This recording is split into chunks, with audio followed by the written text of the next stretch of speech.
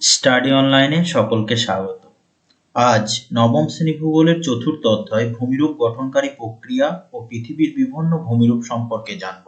দেখো, ভূমিরূপ গঠনকারী প্রক্রিয়ার প্রাথমিক ধারণা বা elementary concept of geomorphic processes. জন্মকালে পৃথিবী একটি উত্তপ্ত গ্যাসীয় পিণ্ড ছিল। কোটি কোটি বছর ধরে তাপ বিকিরণ করে ঠান্ডা অবস্থায় এসেছে। বর্তমান যে পৃথিবীর অবস্থা সেটাতে এসেছে।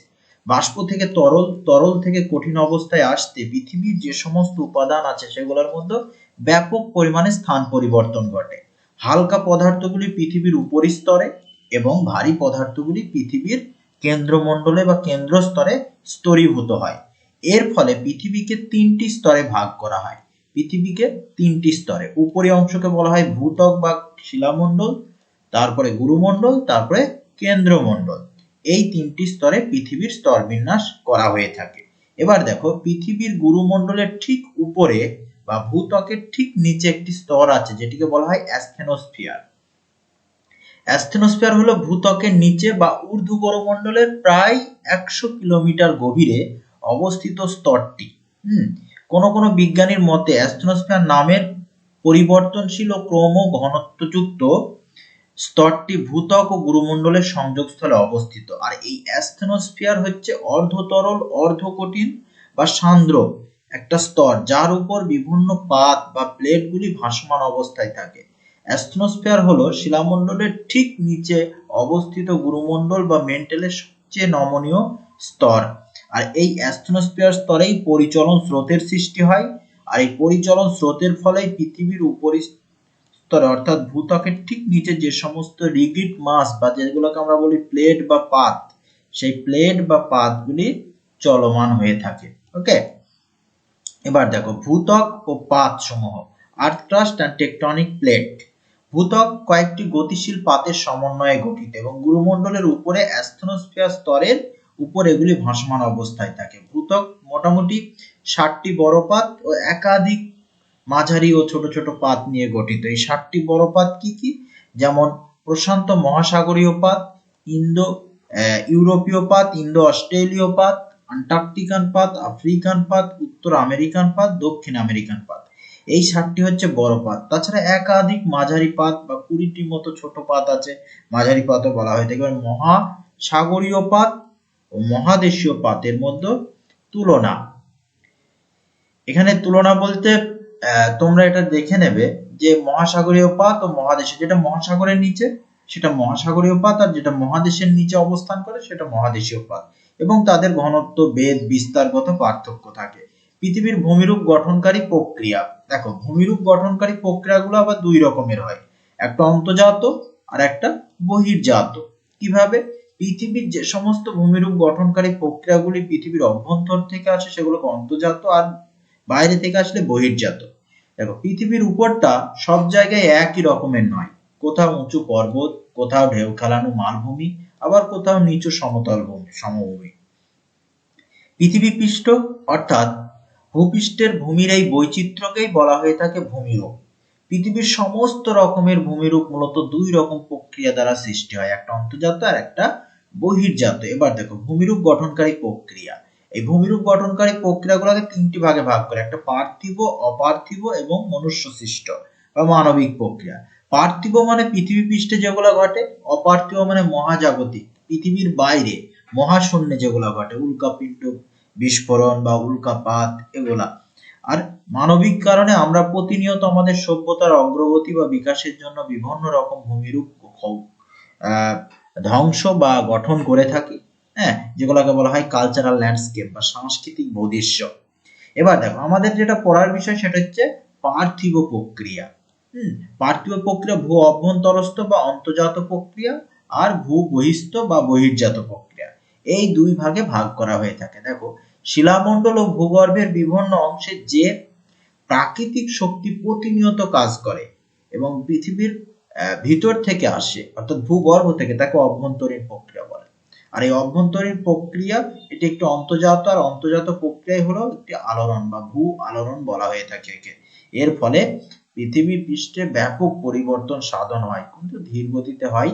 তাহলে দেখো, ভূ আলোড়ন ও ভূমিকম্পের মধ্যে পার্থক্য আছে। পরেরটা অভ্যন্তরীণ শক্তি। মানে যে অন্তর্জাত প্রক্রিয়া আছে সে অভ্যন্তরীণ শক্তি থেকে আসছে অন্তর্জাত প্রক্রিয়া থেকে ভূ আলোড়ন, যেটা আগেই বলা হলো। এবার এই ভূ আলোড়ন দুই প্রকার, ধীর আলোড়ন বা স্লো মুভমেন্ট আর আকস্মিক আলোড়ন বা সাডেন মুভমেন্ট, হঠাৎ। এই সাডেন মুভমেন্টকে দুটো ভাগে, ভূমিকম্প যেমন হঠাৎ হয় যে ভূমিরূপের ব্যাপক পরিবর্তন ঘটায়, আর অগ্নুৎপাত, এই দুটো। আর ধীর আলোড়নের মধ্যে হচ্ছে গিরিজনী আলোড়ন বা অরোজেনি মুভমেন্ট, মহিভাবক আলোড়ন বা ইপারোজেনি মুভমেন্ট, ইউস্ট্যাটিক আলোড়ন আর সমস্থিতিক আলোড়ন বা আইসোস্টেসিক মুভমেন্ট। তাহলে এই চার রকম ধীর আলোড়ন আছে, এগুলো কোটি কোটি বছর ধরে ভূমিরূপের উপর কার্যকরী হয় এবং ভূমিরূপের বিরাট অংশের ব্যাপক পরিবর্তন সাধন করে। দেখো, গিরিজনী আলোড়নের ফলে ভঙ্গির পর্বত গঠিত হয়, আর মহিভাবক আলোড়নের ফলে পর্বত, গ্রস্ত উপত্যকা, স্তূপ পর্বত, ভূগাঠনিক মালভূমি, সমভূমি, উত্থিত নিমজ্জিত উপকূল প্রভৃতির সৃষ্টি হয়। আর ইউস্ট্যাটিক সমুদ্রপৃষ্ঠের উত্থান ও পতনের সঙ্গে সম্বন্ধিত। আর সমস্থিতিক আলোড়ন হচ্ছে অভিকর্ষজনিত ভারসাম্যের ভিত্তিতে পর্বত, মালভূমি প্রভৃতি ভূমিরূপের মধ্যে উচ্চতা ও বৈশিষ্ট্যজনিত ভারসাম্য বজায় রাখা, সেটাই হচ্ছে সমস্থিতিক আলোড়ন। অন্যদিকে বৃষ্টির আঘাত, নদী প্রবাহ, বায়ু প্রবাহ, হিমবাহ, সমুদ্র তরঙ্গ প্রভৃতি শক্তিগুলি হলো বাইরের বহির্জাত শক্তি। এইসব প্রাকৃতিক শক্তিগুলি ভূপৃষ্ঠের ভূমিরূপের উপর সব সময় কাজ করে এবং ভূমিরূপের উচ্চতা কমিয়ে দেয়, দিয়ে ক্ষয় সাধন করে, আবার কোথাও কোথাও উচ্চতা বাড়িয়ে দেয়, দিয়ে সঞ্চয় করে এবং ভূমিরূপের মধ্যে বৈচিত্র্যতা আনে। এই বাইরের প্রতিনিয়ত কার্যকরী যে সমস্ত ভূমিরূপ প্রক্রিয়া বা শক্তি, সেগুলাকেই বলা হয় বহির্জাত শক্তি। আর এই বহির্জাত শক্তির প্রধান উৎস হচ্ছে সৌরশক্তি। এবার দেখো, বহির্জাত শক্তি থেকে আসছে বহির্জাত প্রক্রিয়া, আর বহির্জাত প্রক্রিয়াগুলির পর্যায় হচ্ছে প্রথমে পর্যায়িতকরণ বা পর্যায়ন, যাকে গ্রেডেশন বলা হয়। এই প্রক্রিয়ার মাধ্যমে ক্ষয়, পরিবহন ও সঞ্চয় কার্যের মাধ্যমে ভূমিরূপের ভারসাম্য অবস্থায় আসে, ভূমিরূপের একটা পর্যায়িতকরণ ঘটে, সমতলীকরণ। আর অবরোহণ বা ক্ষয় সাধন, এটাকে ডিগ্রেডেশন বলা হয়। এই প্রক্রিয়ার মাধ্যমে ভূপৃষ্ঠের কোনো উঁচু জায়গা ক্রমাগত ক্ষয়ের ফলে সমতল ভূমিতে পরিণত হয়, উঁচু জায়গা নিচু হয়। আর আরোহণ বা স্তূপীকরণ বা সঞ্চয় সাধন, অ্যাগ্রেডেশন যাকে বলা হয়, এই প্রক্রিয়ায় ক্ষয়জাত পদার্থ ভূপৃষ্ঠের নিচু অংশে সঞ্চিত হয়ে এই নিচু স্থানের উচ্চতা বৃদ্ধি করে। আবহবিকার বা ওয়েদারিং যাকে বলা হয়, বিচূর্ণীভবন, এই প্রক্রিয়ায় শিলা একাধিক রাসায়নিক এবং ভৌত পদ্ধতিতে বিয়োজিত ও চূর্ণ বিচূর্ণ হয়। এই আবহবিকারকে তিনটে ভাগে ভাগ করা হয়: যান্ত্রিক আবহবিকার বা ফিজিক্যাল ওয়েদারিং, রাসায়নিক আবহবিকার বা কেমিক্যাল ওয়েদারিং, আর জৈব আবহবিকার বা বায়োলজিক্যাল ওয়েদারিং। ওকে, এবার দেখো অভ্যন্তরীণ শক্তি ও বহির্জাত শক্তির মধ্যে তুলনা, তোমরা দেখে নেবে একটুখানি পজ করে ভিডিওটা। এবার দেখো, ভূগাঠনিক প্রক্রিয়ার সংক্ষিপ্ত বর্ণনা, short description of geomorphic processes. দেখো, ভূত্বক অনেকগুলি ছোট বড় টুকরো টুকরো পাত বা প্লেট নিয়ে গঠিত, আর এই প্লেটগুলি অ্যাস্থনোস্ফিয়ার স্তরের উপর ভাসমান অবস্থায় আছে। আর এই ভয়ঙ্কর উষ্ণতার দরুন অ্যাস্থনোস্ফিয়ার স্তরে একটা গতিশীল পরিচলন স্রোতের সৃষ্টি হয়। আর এই পরিচলন স্রোতই কি করে, পাতগুলিকে গতির সঞ্চার করে। ফলে একটা পাত যখন একে অপরের কাছাকাছি আগাতে থাকে তখন সেই পাতকে বলা হয় অভিসারী পাত সীমানা, আর যখন একে অপরের থেকে দূরে যেতে থাকে তখন তাকে বলা হয় প্রতিসারী পাত সীমানা বা অপসারী পাত সীমানা।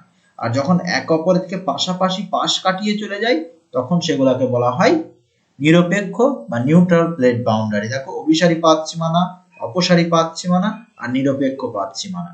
এইবার দেখো, পৃথিবীতে এইরকম একাধিক পাত সীমানা আছে এবং সেই পাত সীমানা বরাবর বিভিন্ন ধরনের ভূমিরূপ গড়ে উঠেছে, যেমন মধ্য আটলান্টিক শৈলশিরা বা মিড আটলান্টিক রিজ যাকে বলা হয়, সেটি আমেরিকান পাত ও আফ্রিকান পাত একে অপরের থেকে দূরে সরে যাওয়ার ফলে মধ্যবর্তী অঞ্চলে যে খাতের সৃষ্টি হয় সেই বরাবরই আটলান্টিক মহাসাগরের উৎপত্তি হয় এবং এই মহাসাগরের মাঝ বরাবরই মিড আটলান্টিক রিজ বা মিড ওশিয়ানিক রিজ আছে। অন্যদিকে অভিসারী পাত সীমানা মানে মহাসাগরীয় পাত ও মহাদেশীয় পাতের পরস্পর অভিমুখী চলনের ফলে ভারী মহাসাগরীয় পাত মহাদেশীয় পাতের নিচে নিমজ্জিত হয়, এর ফলে গভীর সামুদ্রিক খাতের সৃষ্টি হয়। উদাহরণ হিসেবে যেমন প্রশান্ত মহাসাগরের মারিয়ানা খাত, যেটি পৃথিবীর গভীরতম খাত, আর এই মারিয়ানা খাতের চ্যালেঞ্জার ডেপথ সেটি হচ্ছে গভীরতম অংশ। কখনো কখনো নিমজ্জিত পাতের কিছু অংশ ভূগর্ভের অ্যাস্থনোস্ফিয়ার স্তরে প্রবেশ করে, ফলে ওই অংশটা গলে যায় এবং এই অংশ বরাবর ভূত্বকের ম্যাগমা বাইরে বেরিয়ে আসে বা অগ্নুৎপাতের সৃষ্টি হয়। আর এই আগ্নেয় দ্বীপেরও সৃষ্টি হয়। আর আগ্নেয় দ্বীপগুলি সবসময় অস্থির বা আনস্টেবল অবস্থায় থাকে ভূগাঠনিকভাবে। তাই এই সমস্ত পাত সীমানাকে বিনাশকারী পাত সীমানা বলা হয়ে থাকে। দুটি মহাদেশীয় পাত পরস্পরের দিকে এগোতে থাকলে অভিসারী পাত সীমানায় পরস্পরের সংঘর্ষের ফলে ভঙ্গির পর্বতের সৃষ্টি হয়। এইভাবে পৃথিবীর অধিকাংশ ভঙ্গির পর্বত মহাদেশীয় পাতের সংঘর্ষের ফলে, যেমন ইউরেশীয় পাত এবং ভারতীয় পাতের সংঘর্ষের ফলে ভারতীয় পাত নিচের দিকে নেমে যায়, ফলে হিমালয় পর্বতমালার সৃষ্টি। আফ্রিকান পাত এবং ইউরোপীয় পাতের ফলে ইউরোপের আল্পস পর্বতমালার সৃষ্টি। এরকম ভাবে একাধিক, যেমন প্রশান্ত মহাসাগরীয় পাত এবং উত্তর আমেরিকান পাতের সংঘর্ষের ফলে রকি পর্বতমালা, যেগুলো ভঙ্গির পর্বতের সৃষ্টি, রকি, উত্তর আমেরিকার রকি পর্বতমালা। আবার যখন দুটো পাত সীমানা একে অপরের সঙ্গে পাশ কাটিয়ে যায়, সেই বরাবর উত্তর আমেরিকা মহাদেশের ক্যালিফোর্নিয়ায় উত্তর দক্ষিণে বিস্তৃত স্যান অ্যান্দ্রিয়াস চ্যুতি এটি সৃষ্টি হয়েছে নিরপেক্ষ পাত সীমানা বরাবর, বা স্যান অ্যান্দ্রিয়াস ফল্ট বলা হয়। এই বরাবর ভূমিকম্প হয়েছে 2-4 বার, ভয়ঙ্করতম। ওকে, তাহলে এই হলো পাত সম্পর্কে বা পৃথিবীর যে ভূগাঠনিক প্রক্রিয়া তার সংক্ষিপ্ত বিবরণ। প্রত্যেকটা ভূগাঠনিক প্রক্রিয়া ঘটছে কিন্তু পাতের চলন, যেগুলো ভূ অভ্যন্তরীণ শক্তি থেকে আসছে। আর ভূ বহিস্থ শক্তি মানে কি বৃষ্টির আঘাত, নদী প্রবাহ, বায়ু প্রবাহ, হিমবাহ, সমুদ্র তরঙ্গ, জোয়ার ভাটা প্রভৃতি শক্তিগুলির মাধ্যমে যখন ক্ষয়, বহন ও সঞ্চয়ের মাধ্যমে ভূমিরূপের বৈচিত্র্যতা নিয়ে আসে, সেইগুলোকে ভূ বহিস্থ প্রক্রিয়া বা বহির্জাত প্রক্রিয়া বলে। এবার এর ফলে পৃথিবীতে প্রধান প্রধান কিছু ভূমিরূপ গঠিত হয়, different major landform of the earth. সেগুলা কি দেখো, পৃথিবীর ভূমিরূপগুলাকে, যেগুলো সব থেকে উঁচু অংশ সেগুলোকে বলা হয় পর্বত, তারপরে মাঝারি ঢেউ খেলানো সেগুলোকে মালভূমি, আর সমভূমি। তাহলে আমরা পৃথিবীর ভূমিরূপকে এই তিনটি ভাগেই ভাগ করে থাকি, পর্বত, মালভূমি, সমভূমি। প্রথমে আমরা আসবো পর্বত বা মাউন্টেন। সমুদ্র সমতল থেকে 900 মিটারের বেশি উঁচু, এক বা একাধিক শৃঙ্গ বিশিষ্ট, তীব্র ঢালযুক্ত এবং বহুদূর বিস্তৃত শিলাময় ভূমিকে পর্বত বলে। তাহলে এই হচ্ছে পর্বত। এবং এর থেকে একটু কম নিচু অঞ্চলগুলোকে অনেক সময় পাহাড়ও বলা হয়। তবে পাহাড় ও পর্বতের মধ্যে তেমন খুব একটা পার্থক্য বাংলা ভাষায় দেখা যায় না। ওকে, তাহলে উদাহরণ হিসেবে যেমন এশিয়ার হিমালয়, দক্ষিণ আমেরিকার আন্দিজ, উত্তর আমেরিকার রকি, ইউরোপের আল্পস, অন্যান্য পৃথিবীর উল্লেখযোগ্য পর্বতগুলি এর উদাহরণ। তাহলে এগুলাই হচ্ছে পৃথিবীর বিভিন্ন গুরুত্বপূর্ণ পর্বত। এবার এর কিছু টুকরো টার্ম আছে যেগুলো শৈলশিরা বলা হয়ে থাকে। অপেক্ষাকৃত দীর্ঘ সংকীর্ণ পর্বত বা পাহাড়গুলিকে শৈলশিরা বলা হয়। এই দীর্ঘ হিসাবে অবস্থান করে এই ধরনের অংশগুলোকে শৈলশিরা বলা হয়ে থাকে। এবং পর্বত উপত্যকার মাঝামাঝি যে ভি আকৃতির উপত্যকা বা ইউ আকৃতির উপত্যকা, এগুলোকে পর্বত উপত্যকা বলে।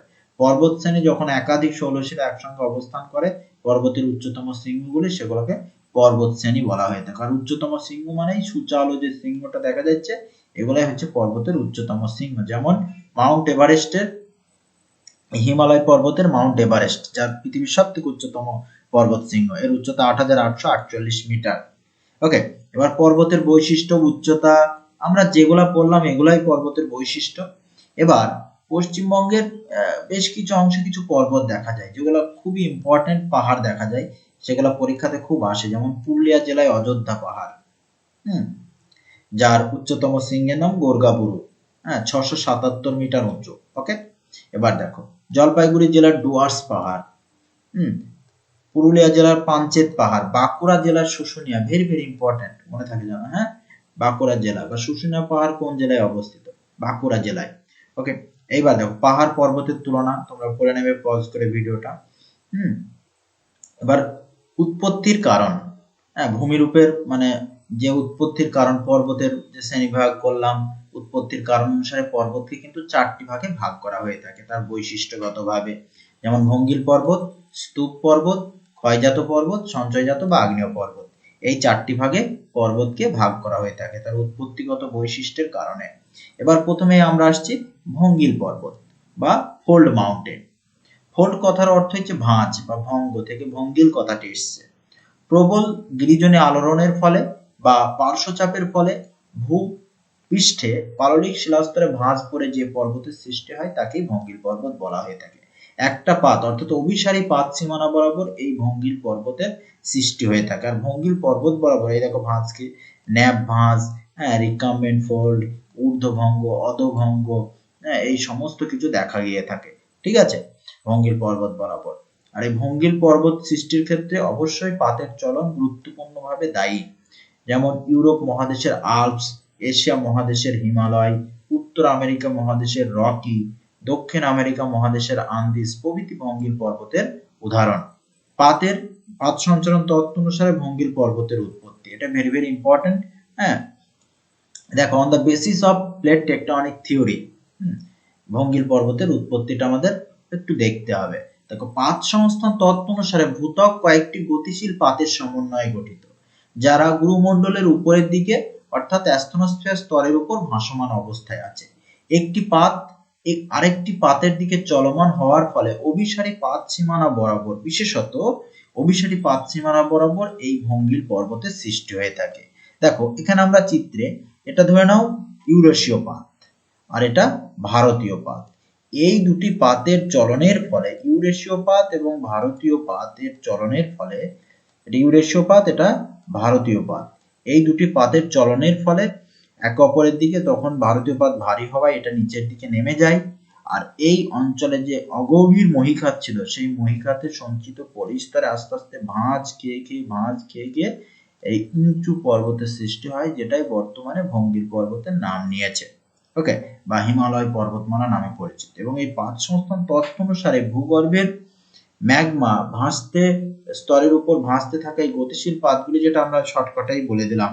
এবার দেখো ইউরোপীয় বা ইউরেশীয় এবং ভারতীয় পাতের সংঘর্ষে হিমালয় পর্বতমালা, আর আফ্রিকা এবং ইউরোপীয় পাতের সংঘর্ষে আল্পস পর্বতের সৃষ্টি হয়েছে।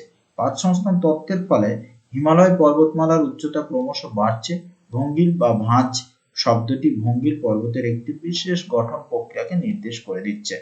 তাহলে এই হলো পাত সংস্থান তত্ত্বের আলোকে। অ্যাকচুয়ালি জাস্ট আমাদের বুঝতে হবে যে গতিশীল পাতের অভিমুখী চলনের ফলে কিভাবে সেই পাত প্লেট বাউন্ডারি বরাবর বা পাত সীমানা বরাবর ভঙ্গিল পর্বতের উৎপত্তি ঘটছে। এবার ভঙ্গিল পর্বতের বৈশিষ্ট্যের সৃষ্টি মহাদেশীয় পাতের সংঘর্ষের ফলে হয়। মহাসাগরীয় মহাদেশীয় বা মহাদেশীয় তারপরে গঠন, হ্যাঁ, ভাঁজ জ্যোতির উপস্থিতি দেখা যায়। এর দৈর্ঘ্য সব থেকে বেশি হয়, প্রস্থ উচ্চতা সবগুলাই বেশি হয়। হ্যাঁ, একাধিক পর্বত সিংহ ও গিরিখাত দেখা গিয়ে থাকে। জীবাশ্ম দেখা যায়, হ্যাঁ, এবং ভূমিকম্পের প্রবণতা থাকে, কারণ এগুলো বয়সে খুবই নবীন এবং ক্রমাগত বারংবার এই অঞ্চলে ভূমিকম্প হয়। এটা এখন পুরোপুরিভাবে আনস্টেবল রিজিয়ন। এবং প্রাচীন ও নবীন ভঙ্গিল পর্বতের ধারণা। দেখো যে সমস্ত ভঙ্গিল পর্বতগুলো অনেক প্রাচীন, বিশেষত 22 থেকে 23 কোটি বছর বা 24 থেকে 40 কোটি বছর আগে উৎপত্তি, সেগুলা ফোল্ড মানে ওল্ড ফোল্ড মাউন্টেন অর্থাৎ প্রাচীন ভঙ্গিল পর্বত। আর যেগুলা 4 থেকে 7 কোটি বছর আগে, সেগুলো নবীন ভঙ্গিল পর্বত। বেশিরভাগ প্রাচীন ভঙ্গিল পর্বতই বর্তমানে ক্ষয়জাত পর্বতে পরিণত হয়েছে, যেমন অ্যাপলেশিয়ান পর্বতমালা আমেরিকা যুক্তরাষ্ট্র, ইউরাল পর্বতমালা ইউরেশিয়া, আরাবল্লী ভারত। এই সমস্ত পর্বতগুলো কিন্তু একসময় ভঙ্গিল পর্বত নামেই পরিচিত ছিল, কিন্তু বর্তমানে ক্ষয়জাত পর্বতে পরিণত হয়েছে। প্রায় 24 কোটি বছর আগে এই প্যালিওজয়িক যুগে পার্মিয়ান পর্যায়ে এই সমস্ত ভঙ্গিল পর্বতের উৎপত্তি। বর্তমানে তারা বিভিন্ন ভূতাত্ত্বিক কালের মাধ্যমে বিভিন্ন বহির্জাত প্রক্রিয়ার ফলে ক্ষয়ীভূত হতে হতে ক্ষয়জাত পর্বতে পরিণত হয়েছে। তাই এগুলি প্রাচীন ভঙ্গিল পর্বত। আর নবীন ভঙ্গিল পর্বত কোনগুলো? বা ইয়ং ফোল্ড মাউন্টেন। মহাদেশীয় পাতগুলি সংঘর্ষের ফলে 4.5 কোটি থেকে 7 কোটি বছর আগে অর্থাৎ টার্সিয়ারি যুগের শেষ দিকে হিমালয়, আল্পস, আন্দিজ প্রভৃতি ভঙ্গিল পর্বতমালার সৃষ্টি হয়েছে। এগুলি বয়সে অনেকটা নবীন, তাই এগুলি নবীন বা ইয়ং ফোল্ড মাউন্টেন নামে পরিচিত। এর গঠন কাজ এখনো চলছে, ক্ষয় কাজ খুবই কম এবং এগুলি ব্যাপকভাবে ভূমিকম্প প্রবণ এবং এগুলি এখনো পর্যন্ত সুস্থিত নয়, অর্থাৎ আনস্টেবল। উদাহরণ হিমালয়, আল্পস, রকি প্রভৃতি নবীন ভঙ্গিল পর্বতের উদাহরণ। এবার প্রাচীন আর নবীন ভঙ্গিলের যে পর্বতের যে তুলনা, সেটা এখানে করা হয়েছে। এবার পরবর্তী পর্বত আগ্নেয় পর্বত বা সঞ্চয়জাত পর্বত। তাহলে পর্বতকে 4টি ভাগে ভাগ করা হলো, তার একটা আমরা পড়লাম ভঙ্গিল। এবার দ্বিতীয় নম্বর আমরা পড়ছি আগ্নেয় পর্বত বা ভলক্যানিক মাউন্টেন বা সঞ্চয়জাত পর্বত। দেখো, পৃথিবীর অভ্যন্তরভাগের উত্তপ্ত গলিত ম্যাগমা বা লাভা আগ্নেয়গিরির জ্বালামুখ দিয়ে ভূপৃষ্ঠের ফাটল দিয়ে বেরিয়ে এসে ভূপৃষ্ঠে পর্বতের আকারে ধারণ করে, যা আগ্নেয় পর্বত বা সঞ্চয়জাত পর্বত। এই যে জ্বালামুখ, এই জ্বালামুখ দিয়ে ক্রমাগত অগ্নুৎপাতের মাধ্যমে লাভা বাইরে বেরিয়ে এসে ধীরে ধীরে সঞ্চিত হতে হতে ডোম আকারে বা স্তূপ আকারে পর্বতের সৃষ্টি করে। এই স্তূপ আকার যে উঁচু ভূভাগ বা পর্বত, সেটাকেই বলা হয় আগ্নেয় পর্বত বা সঞ্চয়জাত পর্বত। পৃথিবীর বিভিন্ন আগ্নেয়গিরি যেমন জাপানের ফুজিয়ামা, আফ্রিকার কিলিমাঞ্জারো, ইতালির ভিসুভিয়াস, ভারতের ব্যারেন ও নরকুন্ডাম প্রভৃতি সঞ্চয়জাত পর্বতের উদাহরণ। এবার ম্যাগমা ও লাভার তুলনা। ভূ অভ্যন্তরে গলিত অর্ধতরল বা সান্দ্র পদার্থ হলো ম্যাগমা, অর্থাৎ যখন একই পদার্থ যখন মাটির নিচে থাকে, ভূ অভ্যন্তরে থাকে, তখন সেটাকে বলা হয় ম্যাগমা, আর সেটা যখনই বাইরে বেরিয়ে আসে তখন তাকে বলা হয় লাভা। এবং যখন এটা মাটির নিচে থাকে তখন এতে বিভিন্ন জল ও নানা উদ্বায়ী পদার্থ থাকে ভূগর্ভে, কিন্তু যেই বাইরে বেরিয়ে আসে ওই জল বাষ্পগুলো এই ম্যাগমা থেকে সরে যায়, দিয়ে লাভায় পরিণত হয় তাপ বিকিরণ করে। ওকে, তাহলে এই হলো ম্যাগমা ও লাভার পার্থক্য। এবার দেখো, পাঁচ সংস্থান তত্ত্ব অনুসারে আগ্নেয় পর্বতের উৎপত্তি। Origin of volcanic mountain on the basis of plate tectonic theory. কোন একটি মহাসাগরীয় পাত অপর একটি মহাদেশীয় পাতের দিকে অগ্রসর হলে দুটি পাতের সংযোগস্থলে মহাসাগরীয় পাতের পান্থসীমা বা পাত সীমানা বরাবর মহাদেশীয় পাত নিচের দিকে ঢুকে যায়, মানে যে অংশে ঢুকে যায়, এর ফলে ওই অ্যাস্তনোস্ফিয়ার স্তরে ওটা প্রবেশ করে। এখানে আমি চিত্রে বোঝাচ্ছি, এই ধরনের একটা মহাদেশীয় পাত, আর এই বরাবর আসছে মহাসাগরীয় পাত। এবার মহাসাগরীয় পাতটা ভারী হওয়ার দরুন নিচের দিকে ঢুকে যাবে, আর এই বরাবর অ্যাস্তনোস্ফিয়ার স্তরের যে উত্তপ্ত ম্যাগমা সেগুলো আস্তে আস্তে ফাটল বরাবর বাইরে বেরিয়ে এসে এখানে অগ্নুৎপাতের সৃষ্টি করবে, আর অগ্নুৎপাতের ফলে এই অঞ্চলে আস্তে আস্তে আগ্নেয় পর্বতের উৎপত্তি লাভ করবে। তাহলে পাতের চলনের ফলে এই বরাবর ভঙ্গিল পর্বতের উৎপত্তি, ভঙ্গিল পর্বত বলছে, আগ্নেয় পর্বতের উৎপত্তি ঘটছে।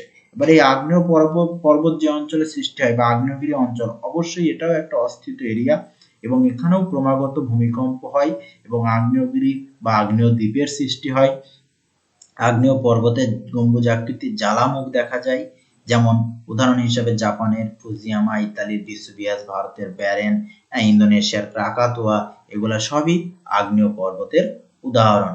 এবার আগ্নেয় পর্বতকে আবার দুই রকম ভাবে, মানে দুই রকম বলতে তিন রকম ভাবে, একটা সক্রিয়, সুপ্ত এবং মৃত আগ্নেয়গিরি, এই তিন ভাবে ভাগ করা হয়। তাহলে সক্রিয় মানে যে আগ্নেয়গিরি এখনো সক্রিয় আছে, এদের আবার দুটো ভাগ, অবিরাম আর সবিরাম। যে সমস্ত আগ্নেয়গিরিতে অবিরাম, কোনো বিরাম ছাড়াই অগ্নুৎপাত ঘটে, যেমন ভিসুভিয়াস, আর কিছুদিন পর পর যেগুলো ঘটে সেগুলো সবিরাম, যেমন ইতালির সিসিলি দ্বীপে স্ট্রম্বলি, যেটাকে ভূমধ্যসাগরীয় অঞ্চলে লাইট হাউস বলা হয়ে থাকে, light house of Mediterranean sea. Okay, এবার সুপ্ত কোনগুলো, যে সমস্ত আগ্নেয় পর্বতে বহুকাল আগে অগ্নুৎপাত হয়নি, হ্যাঁ, বা হয়েছে কিন্তু ভবিষ্যতে এখনো হওয়ার সম্ভাবনা আছে, হ্যাঁ, সেগুলাকে সুপ্ত অবস্থায় বা ঘুমন্ত অবস্থায় আছে, তাদের সুপ্ত আগ্নেয়গিরি বলা হয়ে থাকে। বা জাপানের ফুজিয়ামা যেমন। আর মৃত যেগুলো আর ঘটার কোনো সম্ভাবনা নেই, ঘটবেও না ভবিষ্যতে, সেগুলো যেমন মায়ানমারের পোপা। এই হচ্ছে আগ্নেয়গিরির শ্রেণী বিভাগ আর কি আগ্নেয় পর্বতের। এবার দেখো, আগ্নেয় পর্বতের বৈশিষ্ট্য, ফিচার্স অফ ভলক্যানিক মাউন্টেন। উৎপত্তি আমরা পড়লাম, সহায়ক শক্তি হিসেবে কাজ করে, আকৃতি অনেকটা শঙ্কু আকৃতির হয়, গম্বুজের মতো, বা অনেক মিশ্র আকৃতিরও দেখা গিয়ে থাকে। শিলা অনেকটা আগ্নেয় পর্বত ও রূপান্তরিত শিলা দ্বারা গঠিত। উচ্চতা মাঝারি উচ্চতার হয়ে থাকে। প্রাচীনত্ব, এর এই পর্বত খুবই নবীন, অর্থাৎ অগ্নুৎপাত হয় আর এর শিলা সঞ্চয়জাত ঘটে, অর্থাৎ এগুলো নবীন এবং জ্বালামুখ দেখা গিয়ে থাকে। তাহলে এই হলো আগ্নেয় পর্বত। এবার আমরা পড়বো 3 নম্বর, স্তূপ পর্বত বা ব্লক মাউন্টেন। এই স্তূপ পর্বত সৃষ্টি হয় সম্প্রসারণ এবং সংকোচন জনিত ফোর্স বা শক্তির দরুন। মহীভাবক ভূ আলোড়নের ফলে দুটি সমান্তরাল চ্যুতির মধ্যবর্তী বা পার্শ্ববর্তী অংশ উঁচুতে উঠে গিয়ে স্তূপের আকারে পর্বত রূপে অবস্থান করলে তখন সেই পর্বতটিকে স্তূপ পর্বত বা ব্লক মাউন্টেন বলা হয়। যেমন ভারতের মধ্যপ্রদেশের সাতপুরা, মানে মধ্য ভারতের সাতপুরা, জার্মানির ব্ল্যাক ফরেস্ট, ফ্রান্সের ভোজ, এগুলো স্তূপ পর্বতের উদাহরণ। এবার স্তূপ পর্বত সৃষ্টিতে দেখো, এই বরাবর একটা অংশে ফাটল বা চ্যুতির সৃষ্টি হচ্ছে এই বরাবর। এবার ফাটল ও চ্যুতি বরাবর একটা অংশ নিচের দিকে নেমে যাচ্ছে আর একটা উপরের দিকে উঠে যাচ্ছে। এই উপরের দিকে যেটা উঠছে সেটা পর্বতের আকারে অবস্থান করছে। এই পর্বতের আকারে অবস্থানকৃত অংশকে স্তূপ পর্বত এবং তার নিচে উপত্যকার আকারে এটাকে গ্রস্ত উপত্যকা বা গ্র্যাবেন বলা হয়ে থাকে। এবার স্তূপ পর্বত প্রবল ভূ আলোড়নের ফলে সংকোচন টান এবং প্রসারণজনিত টানের ফলে শিলাস্তরে ক্র্যাক বা ফাটল বা চ্যুতির সৃষ্টি হয়, ফল্টের সৃষ্টি হয়। আর সেই ফল্ট লাইন বরাবর একটি অংশ উপরের দিকে উঠে যায় আর একটা অংশ নিচের দিকে নেমে যায়। এই উঠে যাওয়া অংশটিকেই বলা হয়ে থাকে স্তূপ পর্বত। স্তূপ পর্বতকে আবার হোস্টও বলে। দুটি সমান্তরাল চ্যুতির মধ্যবর্তী অংশে উত্থানের ফলে সৃষ্টি হওয়া স্তূপ পর্বতকে হোস্ট বলা হয়ে থাকে। ভারতের সাতপুরা একটি হোস্ট জাতীয় স্তূপ পর্বত। আর এই স্তূপ পর্বতের ঠিক পাশে সমান্তরাল চ্যুতির মধ্যবর্তী অংশ বসে গিয়ে গ্রস্ত উপত্যকার সৃষ্টি হয়। আর এই গ্রস্ত উপত্যকা বরাবর বিভিন্ন নদী প্রবাহিত হয়, যেমন জার্মানির রাইন নদী উপত্যকা একটি গ্র্যাবেন বা গ্রস্ত উপত্যকার উদাহরণ। দুটি সমান্তরাল চ্যুতির বসে গিয়ে তার মধ্যবর্তী ভারতে যেমন নর্মদা নদী যে বরাবর প্রবাহিত হয় সেটি একটি গ্রস্ত উপত্যকা অঞ্চল।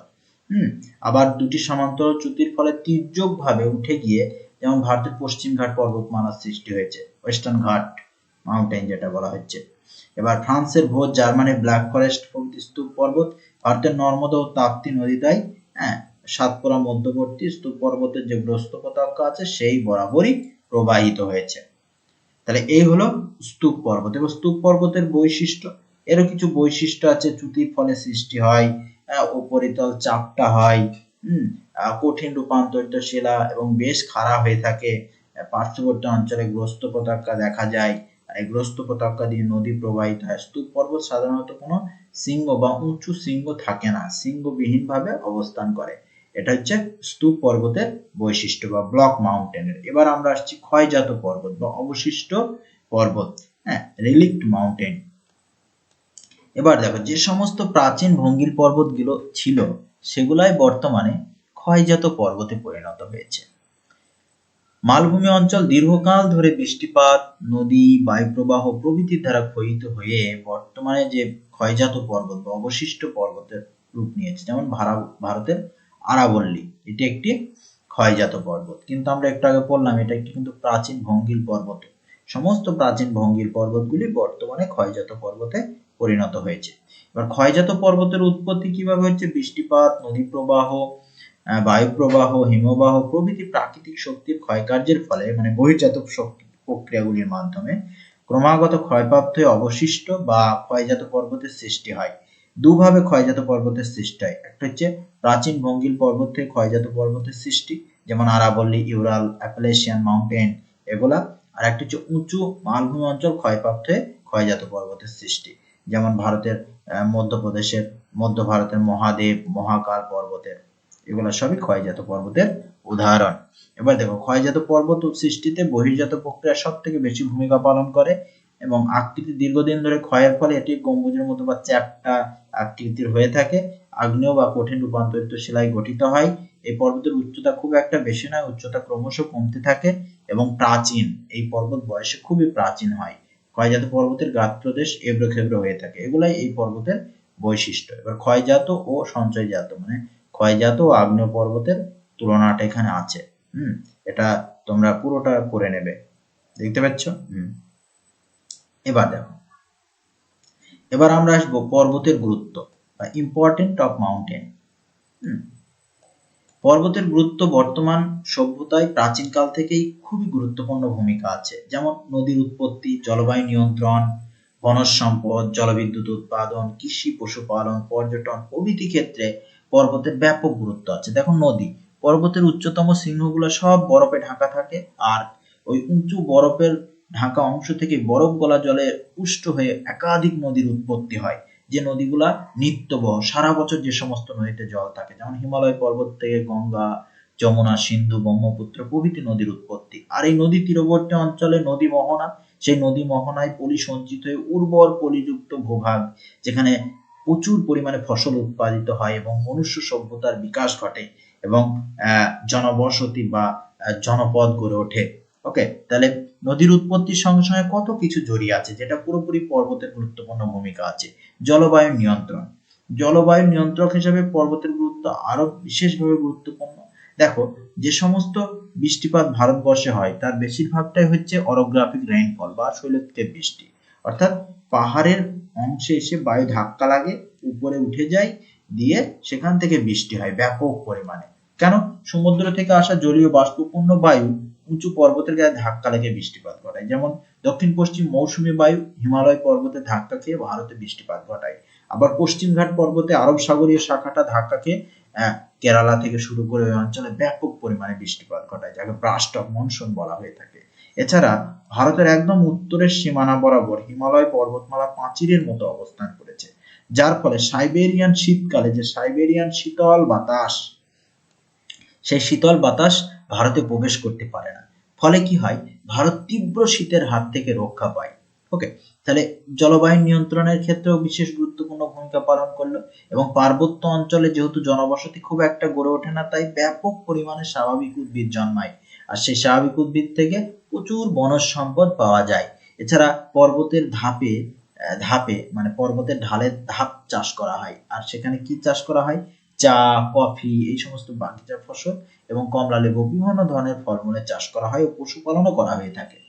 এছাড়া জলবিদ্যুৎ উৎপাদনে পর্বতের যে সমস্ত খরস্রোতা নদী আছে সেগুলোতে জলবিদ্যুৎ উৎপাদন করা হয়। আর পর্যটন শিল্প, কারণ হচ্ছে পার্বত্য অঞ্চল প্রাকৃতিকভাবে খুবই সুন্দর এবং মনোরম, আরামদায়ক আবহাওয়া, এর জন্য এখানে ব্যাপক পর্যটন, যেমন আহ আহ দার্জিলিং, গ্যাংটক, উটি, তারপরে মানালি, হ্যাঁ, এই সমস্ত রিজিয়নে প্রচুর পর্যটন শিল্প গড়ে উঠেছে। তাহলে এই হচ্ছে পর্বতের গুরুত্ব। এবার আমরা আসবো মালভূমি। তাহলে একটা ভূমিরূপ আমরা পড়ে ফেললাম যেটা পর্বত বা মাউন্টেন। এবার আমরা আসছি কি? মালভূমি। মালভূমি হচ্ছে আশেপাশের অঞ্চল থেকে হঠাৎ উঁচু হয়ে যায়, প্রায় 300 মিটারেরও বেশি, এবং চারদিকে খাড়া ঢালযুক্ত বিস্তীর্ণ তরঙ্গায়িত ভূভাগকে মালভূমি বলা হয়ে থাকে। এবার এই মালভূমিকে আবার টেবিল ল্যান্ডও বলা হয়ে থাকে, কারণ মালভূমির উপরটা সমতল বা মৃদু ঢেউ খেলানো হয় এবং চারপাশে খাড়া হওয়ায় অনেকটা টেবিলের মতো দেখতে হয়, তাই মালভূমিকে টেবিল ল্যান্ডও বলা হয়ে থাকে, তাই তো? এবার দেখো, উচ্চতা অনুসারে মালভূমির শ্রেণী বিভাগ। উচ্চতা অনুসারে মালভূমিকে দুটো ভাগে, একটা উচ্চ মালভূমি আর নিম্ন মালভূমি। উচ্চ মালভূমি যেসব মালভূমির উচ্চতা, গড় উচ্চতা 600 মিটারের বেশি, সেগুলোকে উচ্চ মালভূমি বলা হয়। যেমন পামির মালভূমি পৃথিবীর উচ্চতম মালভূমি, যার উচ্চতা 4873 মিটার। তিব্বত মালভূমি পৃথিবীর বৃহত্তম উচ্চ মালভূমি, যার উচ্চতা 3655 মিটার। কাশ্মীরের লাদাখ মালভূমি, গড় উচ্চতা 3500 মিটার। এগুলো সব উচ্চ মালভূমি। আর নিম্ন মালভূমি কোনগুলা? যেগুলা 300 থেকে 600 মিটার উচ্চতা যুক্ত, সেগুলোকে নিম্ন মালভূমি বলা হয়। যেমন ভারতের ছোটনাগপুর অঞ্চলের রাঁচি, হাজারিবাগ, মধ্য ভারত, দক্ষিণ ভারতের বিভিন্ন অঞ্চলে নিম্ন মালভূমি দেখা গিয়ে থাকে। এবার মালভূমির সৃষ্টির কারণ। মালভূমি প্রধানত তিনটি কারণে সৃষ্টি হয়। একটা হচ্ছে ভূপৃষ্ঠের ক্ষয়ীভবন, ভূ আন্দোলন ও পাত সঞ্চালন, আর ভূপৃষ্ঠের লাভা সঞ্চয়। এবার ভূপৃষ্ঠের ক্ষয়ীভবনের ফলে যে সমস্ত মালভূমির সৃষ্টি হয় সেগুলো হচ্ছে মধ্য ভারতের বুন্দেলখণ্ড, বাগেলখণ্ড মালভূমিদ্বয়, এটা ক্ষয়ীভবনের ফলে সৃষ্টি হয়েছে। আর ভূ আন্দোলন বা পাত সঞ্চালনের ফলে যে সমস্ত মালভূমি সৃষ্টি হয় সেগুলো হচ্ছে প্রাচীন গন্ডোনা ল্যান্ড বা আঙ্গারা ল্যান্ড বা লরেশিয়া যাকে বলা হয়, সেই মহাদেশীয় পাতের ফলে, যেমন দাক্ষিণাত্য মালভূমি, আরব মালভূমি, ব্রাজিল মালভূমি, আফ্রিকান মালভূমি, পশ্চিম অস্ট্রেলিয়ান মালভূমি, এগুলো সব ভূ আন্দোলন ও পাত সঞ্চালনের ফলে সৃষ্টি হয়েছে। আর লাভা সঞ্চয়ের ফলে যে মালভূমি সৃষ্টি হয়েছে সেটা হচ্ছে ভারতের দাক্ষিণাত্যের ডেকেন ট্র্যাপ রিজিয়ন। ওকে, এই হচ্ছে ডেকেন ট্র্যাপ রিজিয়ন। তাহলে উৎপত্তি ও গঠন অনুসারে মালভূমির শ্রেণীবিভাগ। উৎপত্তি গঠন অনুসারে মালভূমি হচ্ছে ভূ আন্দোলনের ফলে সৃষ্টি হয়, যেমন পর্বত বেষ্টিত মালভূমি, মহাদেশীয় মালভূমি বা শিল্ড মালভূমি। আর ক্ষয়ের ফলে হচ্ছে ব্যবচ্ছিন্ন মালভূমি, আর লাভা সঞ্চয়ের ফলে হচ্ছে লাভা গঠিত মালভূমি। এবার দেখো, এখানে একটা পার্থক্য আছে, তোমরা দেখে নেবে। এবার পর্বত বেষ্টিত মালভূমি বা ইন্টারমাউন্টেন প্লেটো, যেসব মালভূমি প্রায় সব দিকই পর্বত দ্বারা বেষ্টিত, হ্যাঁ, বা ঘেরা, তাদের পর্বত বেষ্টিত মালভূমি বলা হয়ে থাকে। এবার মধ্য এশিয়ার পামির মালভূমি পৃথিবীর উচ্চতম পর্বত বেষ্টিত মালভূমি, যেটি হিমালয়, কারাকোরাম ও কুইনলুন পর্বতের অবস্থিত। আর তিব্বত মালভূমি হলো পৃথিবীর বৃহত্তম পর্বত বেষ্টিত মালভূমি। পামির, তিব্বত দুটোই পর্বত বেষ্টিত মালভূমি, আর তিব্বত মালভূমি হিমালয়, কারাকোরাম ও কুইনলুন পর্বতের মধ্যে অবস্থিত। এবার দেখো, পামির মালভূমিকে পৃথিবীর ছাদ বলা হয় কেন?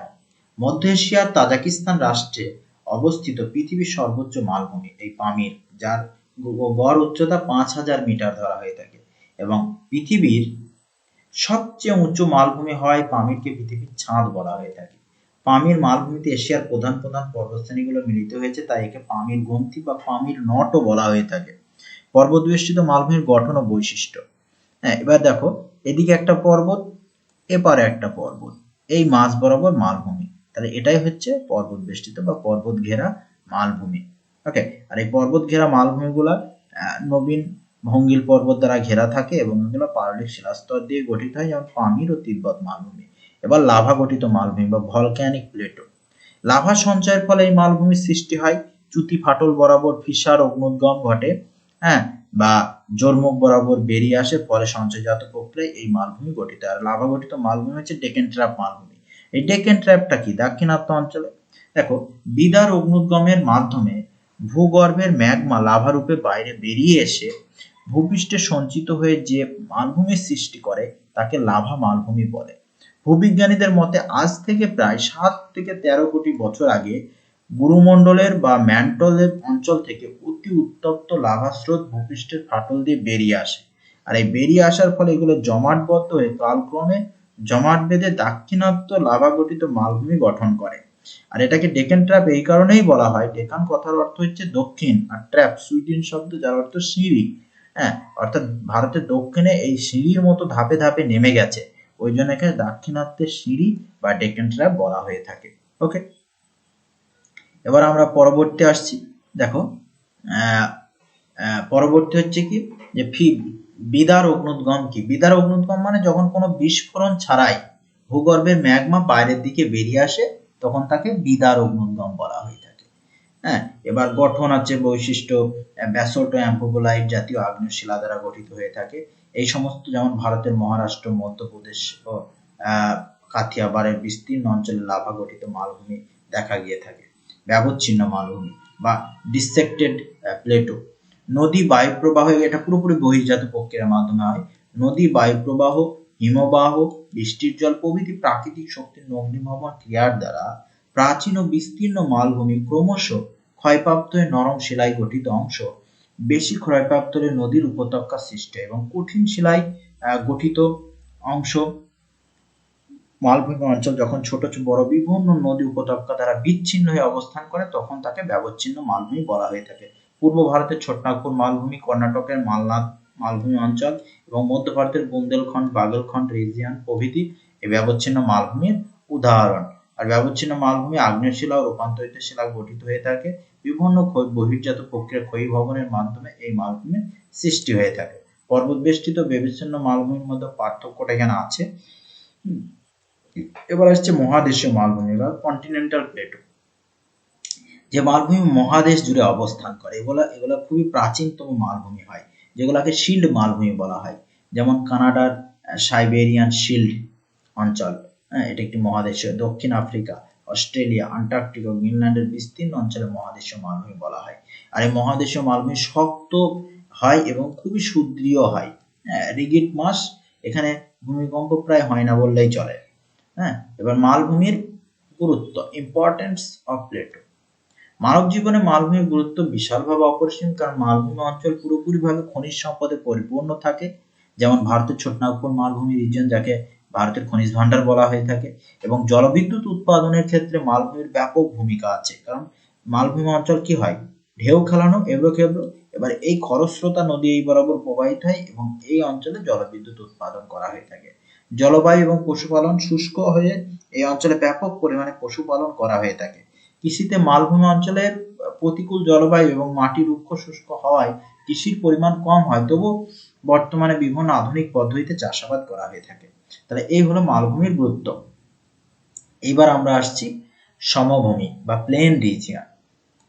তাহলে পর্বত পড়ে ফেললাম, মালভূমি পড়ে ফেললাম, এবার আমরা সমভূমি পড়বো। দেখো, সমুদ্রপৃষ্ঠের একই সমতলে বা সামান্য উঁচুতে অবস্থিত বিস্তীর্ণ সমতল ভূভাগকে সমভূমি বলা হয়ে থাকে। আর এই সমভূমি খুব একটা উঁচু হয় না। পৃথিবীর সব থেকে বেশি অংশ, প্রায় 50% অঞ্চল সমভূমি অঞ্চলের অন্তর্গত। পৃথিবীর প্রধান প্রধান সমভূমিগুলো হচ্ছে যেমন আফ্রিকার নীলনদ উপত্যকা, উত্তর আমেরিকার মিসিসিপি উপত্যকা, ইউরোপের স্টেপ অঞ্চল, এশিয়ার গাঙ্গেয় সমভূমি, হোয়াংহো সমভূমি, টাইগ্রিস ও ইউফ্রেটিস সমভূমি প্রভৃতি সমভূমির উদাহরণ। ইউরেশিয়ার পূর্বে প্রশান্ত মহাসাগর থেকে পশ্চিমে উত্তর সাগর পর্যন্ত বিস্তীর্ণ অঞ্চলকে পৃথিবীর বৃহত্তম সমভূমি বলা হয়ে থাকে, ইউরেশিয়ার সমভূমি। ওকে, ভারতের উল্লেখযোগ্য সমভূমির উদাহরণ হলো গঙ্গা নদীর আশেপাশে প্রায় 4 লক্ষ বর্গ কিলোমিটার স্থান জুড়ে বিস্তৃত, যেমন গাঙ্গেয় সমভূমি হলো ভারতের একক বৃহত্তম সঞ্চয়জাত সমভূমি। আর ব্রহ্মপুত্র সিন্ধু উপত্যকা ভারতের দুটি উল্লেখযোগ্য সমভূমি। উৎপত্তি ও গঠন অনুসারে সমভূমির শ্রেণীবিভাগ, প্লেন অ্যান্ড দেয়ার টাইপস। ভূ আলোড়নের ফলে গঠিত হয় ভূগাঠনিক সমভূমি, যাকে টেকটনিক প্লেন বলা হয়ে থাকে। আর ক্ষয়জাত সমভূমি বা ইরোশনাল প্লেন এবং সঞ্চয়জাত বা ডিপোজিশনাল প্লেন। এবার দেখো সমভূমির শ্রেণীবিভাগ কিভাবে। সমভূমিকে 3টি ভাগে ভাগ করা হয়েছে, একটা ভূগাঠনিক সমভূমি, ক্ষয়জাত সমভূমি, সঞ্চয়জাত। ভূগাঠনিক সমভূমি হচ্ছে উন্নত সমভূমি, গঠনগত আর অবনত। আর ক্ষয়জাত সমভূমির মধ্যে সমপ্রায় ভূমি, পেডিমেন্ট, তরঙ্গ কর্তিত আর কাস্ট। আর সঞ্চয়জাত গুলোর মধ্যে যে পলিগঠিত সমভূমি, প্লাবন সমভূমি, বদ্বীপ সমভূমি, উপকূলীয় সমভূমি, হ্রদ সমভূমি, লাভা সমভূমি, হিমবাহ সমভূমি আর লোয়েস সমভূমি। এই কটা হচ্ছে সঞ্চয়জাত সমভূমি। এই হচ্ছে সমভূমির শ্রেণীবিভাগ। এবার আমরা প্রথমে আসছি ভূগাঠনিক সমভূমি। এদের মতো উন্নত সমভূমি, অবনত। উন্নত সমভূমির উদাহরণ হচ্ছে, শুধু উদাহরণগুলো দেখব। উন্নত সমভূমি বা আপলিফটেড প্লেন, এটা হচ্ছে ইউরেশিয়ার স্টেপ অঞ্চল। অবনত বা ডিপ্রেশন প্লেন, এটা হচ্ছে কাস্পিয়ান সাগরের তুরানের নিম্নভূমি। আর গঠনগত সমভূমি হচ্ছে রাশিয়ার উচ্চভূমি। এই গেল। এবার ক্ষয়জাত সমভূমির মধ্যে, ক্ষয়জাত সমভূমি হচ্ছে ঝাড়খণ্ডের রাজ্যের যে রাঁচি মালভূমির অংশবিশেষ বহুদূর ক্ষয় হতে হতে বর্তমানে ক্ষয়প্রাপ্ত সমভূমিতে পরিণত হয়েছে। তারপর সমপ্রায় ভূমি বা পেনিপ্লেন কাকে বলা হয়। এই পেনিপ্লেন নামকরণ করেন ডব্লিউ.এম. ডেভিস তার সাইকেল অফ ইরোশন মডেলে। পেনিপ্লেন এবং মোনাডোনাকে এই দুটি অংশের নামকরণ করে থাকেন। এবার যখন ক্ষয়ের একদম নিম্ন পর্যায়ে, ভারতের যেমন ঝাড়খণ্ড রাজ্যের ছোটনাগপুর মালভূমি, এখানে মোনাডোনা, যেমন পাঞ্চেত ও পরেশনাথ পাহাড়, এগুলো মোনাডোনা গ্রুপে অবস্থান করে। এবং বোথনিয়া উপসাগরের তীরে ফিনল্যান্ডের সমপ্রায় ভূমি এবং উত্তর আমেরিকার হাডসন উপকূলের নিম্নভূমি প্রভৃতি সমপ্রায় ভূমির উদাহরণ বা পেনিপ্লেনের উদাহরণ। এবার পাদদেশীয় সমভূমি পিডম্যান্ট, এগুলা কি আফ্রিকার সাহারা মরুভূমির আটলাস পর্বতের পাদদেশে, যেটা দেখা যায় ভারতের জয়সলমীর শহরের থর মরুভূমির পাদদেশে পিডমেন্ট বা পিডমন্ট সমভূমি দেখা গিয়ে থাকে। এটা পুরোপুরিভাবে মরু অঞ্চলে দেখা গিয়ে থাকে। এবার তরঙ্গ কর্তিত বা ওয়েভ কাট যে সমভূমি আছে পেনিপ্লেন রিজিয়ন, সেটা হচ্ছে উত্তর পশ্চিম ইউরোপের নরওয়ের উপকূল তরঙ্গ কর্তিত সমভূমি দেখা যায়। কাস্ট সমভূমি হচ্ছে কি, কাস্ট অঞ্চলে চুনাপাথর শিলাগঠিত অঞ্চলে কার্বনেশন প্রক্রিয়ার মাধ্যমে বিয়োজিতকরণ ও ক্ষয়প্রাপ্তের মাধ্যমে যে সমপ্রায় ভূমি গঠিত হয় তাকে কাস্ট সমভূমি বলা হয় থাকে। এবার সঞ্চয়জাত সমভূমি, সঞ্চয়জাত সমভূমি কিন্তু প্রধানত 10 প্রকার হয়ে থাকে। এবার পাদদেশীয় সমভূমি বা পিডম্যান্ট, যেমন হিমালয় পর্বতের তরাই ও ডুয়ার্স রিজিয়ন, এটা একটি পাদদেশীয় সমভূমি। এবার প্লাবন ভূমি হচ্ছে ভারতের সিন্ধু ও গঙ্গা ব্রহ্মপুত্র পলিগঠিত সমভূমির উদাহরণ। এবার প্লাবন ভূমি নদী যখন নিম্ন গতিতে চলে আসে, তখন এই নদী উপত্যকা বরাবর প্রত্যেক বছর বন্যা হয়। আর এই বন্যার ফলে পলিগঠিত জলে যে পলি থাকে, সেই পলি সঞ্চিত হয়ে এই পার্শ্ববর্তী অঞ্চলে ব্যাপক পলিগঠিত উর্বর প্লাবন ভূভাগ গড়ে ওঠে। একেই প্লাবন ভূমি বলা হয়ে থাকে প্রত্যেক বছর। ওকে, আর এই প্লাবন ভূমি বরাবর একাধিক জলাভূমি বা বিল বলা হয় এবং অশ্বক্ষুর আকৃতির হ্রদও গড়ে ওঠে, অক্সবো লেক। বদ্বীপ সমভূমি বা ডেল্টাইটিক প্লেন, বদ্বীপ সমভূমি গ্রিক শব্দ ডেল্টা বা বয়ের মতো, বাংলা ব অক্ষরের মতো দেখতে যে বদ্বীপ গড়ে ওঠে, মানে একদম পুরো নিম্নভূমিতে, তাকে বদ্বীপ সমভূমি বা ডেল্টা বলা হয়। বদ্বীপ সম্পর্কে আমার একটা আলাদা ক্লাস আছে, খুবই গুরুত্বপূর্ণ ক্লাস, তোমরা সেটা দেখতে পারো, ক্লাস 10 এর প্লে লিস্টে আছে, তোমরা দেখে নিতে পারো।